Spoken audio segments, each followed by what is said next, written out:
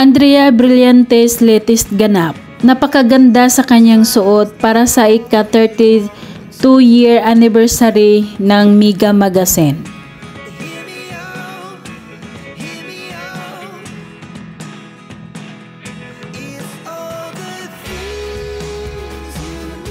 Maraming dumalo sa naturang event, kanya-kanyang pagandahan ng mga kasuutan.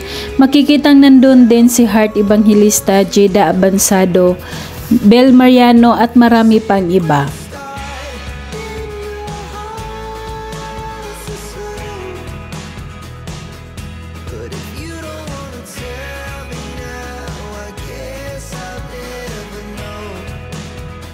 Kasama ni Andrea sa Mega Magazine Anniversary Party ang kanyang glam team. Katuwang niya sa pag-aayos ng kanyang buhok, make-up at sa mismong kasuotan niya.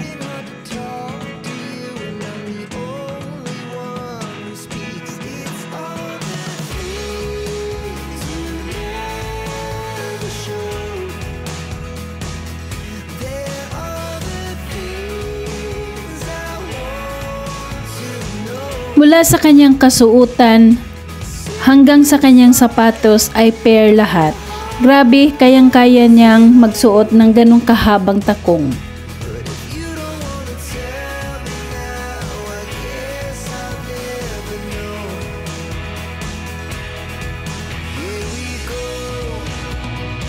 Lahat nag-i-enjoy sa party, lalong-lalo na si Andrea Brillantes.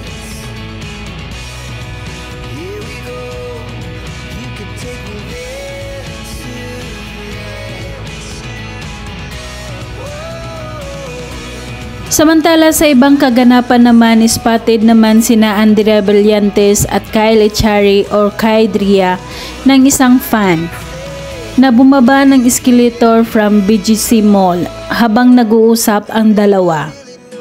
Nakasuot ng orange sleeveless at blue pants si Andrea Brillantes, habang si Kyle naman ay nakasuot ng green t-shirt at light blue pants.